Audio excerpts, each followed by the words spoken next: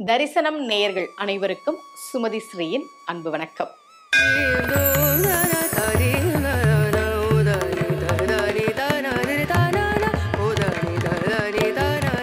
நம்ம எல்லாருக்கும் பிடிச்ச கடவுள் முருகப்பெருமானுடைய அவதார நாள் வைகாசி விசாகம் வருது. 9ஆம் தேதி வருது. 8ஆம் தேதியே முதல் நாளே விசாக நட்சத்திரம் தொடங்கிடுது. சில இடங்கள்ல முதல் நாள் சாயந்தரம் அபிஷேகம் அப்படி இருக்கும், சில இடங்கள்ல அடுத்த நாள் காலையில இருக்கும். நீங்க போற கோவிலுக்கு எந்த நேரத்துல சிறப்பு பூஜை அபிஷேகம் நடக்குது அப்படின்றத நீங்க பாத்துக்கோங்க. ஆனா முதல் நாளே விசாக நட்சத்திரம் தொடங்குது. இன்னைக்கு வைகாசி விசாகம் பத்தி தான் உங்களுக்கு சொல்ல போறேன். முருகப்பெருமானுடைய அவதார நாள். இந்த கலியுகத்துல நம்ம எல்லாரும் கலியுகத்துல தான் இருக்கோம் இல்லையா? கலியுகம்னா என்ன தெரியுமா? 4 யுகங்கள் இருக்கு.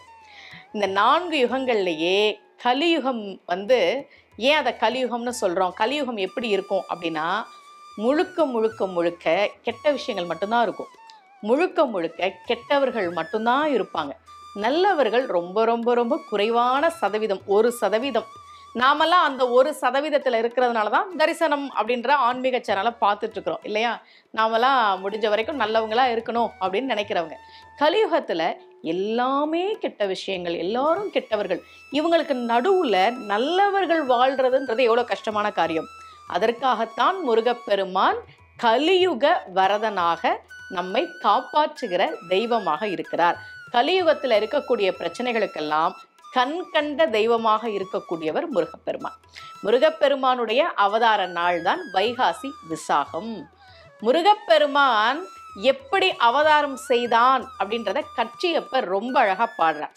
அருவமும் உருவமும் ஆகி அனாதியாய் பலவாய் பிரம்மமாய் நின்ற ஜோதி பிழம்புதோர் மேனியாக கருணைக்கூர் முகங்கள் 6 கரங்கள் 12 கொண்டே ஒரு திரு முருகன் உதித்தனன் உலகம் உய்ய. முருகப்பெருமான் எதற்காக அவதாரம் செய்தான்? இந்த உலக மக்களுக்கெல்லாம் நன்மை செய்வதற்காக. உலகம் உய்ய. பிறந்தான்னு சொல்லல, உதித்தான். நம்ம காலையில சூரியன் வந்த உடனே சூரியன் பிறந்துருச்சு அப்படின்னு சொல்ல மாட்டோம்.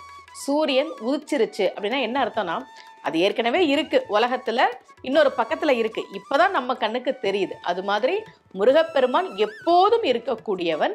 சூரபதுமனை வதம் செய்வதற்காகவும் கலியுகத்தில் நமக்கெல்லாம் அருள் செய்வதற்காகவும் இப்போது வந்திருக்கிறான் அப்படின்றதுக்காக தான் உதித்தனன் அப்படின்னு சொன்னார்.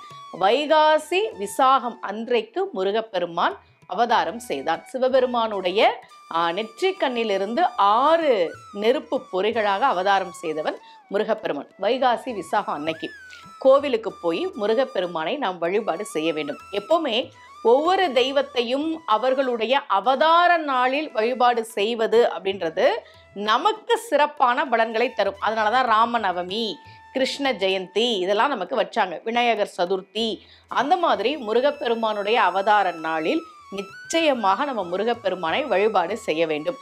நீங்க உங்களுக்கு என்னெல்லாம் முருகன் பாடல்கள் தெரியுமோ, கந்தர் அலங்காரம் படிங்க, கந்தர் அனுபூதி படிங்க, திருப்புகள் சொல்ல தெரியும்னா திருப்புகள், எங்களுக்கு நிறைய திருப்புகள் தெரியும் அப்படின்னா திருப்புகள் படிங்க, கந்த சஷ்டி கவசம் படிங்க.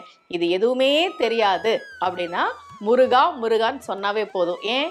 விழுக்கு துணை திருமென் மலர்பாதங்கள் மெய்மை குன்றா மொழிக்கு துணை முருகா என்னும் நாமங்கள் அருணகிரியார். முருகா அப்படின்னு கூப்பிட்டாவே மும்மூர்த்திகளையும், முகுந்தனையும் ருத்ரனையும் தாய் என்கிற பிரம்மனையும் அவர்களுடைய துணைவியரையும் சேர்த்து வணங்கிய பலன் கிடைக்கும் என்பதால் தான் விழுக்கு துணை திருமென் மலர்பாதங்கள் மெய்மை குன்றா மொழிக்கு துணை முருகா என்னும் நாமங்கள் என்றார் அருணகிரியார்.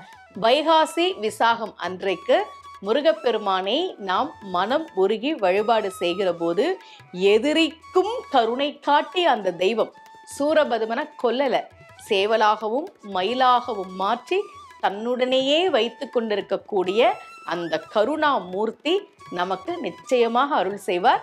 வைகாசி விசாகம் அன்றைக்கு முருகப்பெருமானை வழிபாடு செய்து பயன்பெறுவோம். மீண்டும் சந்திக்கலாம். அனைவருக்கும் அன்புடன் சுமதி ஸ்ரீ.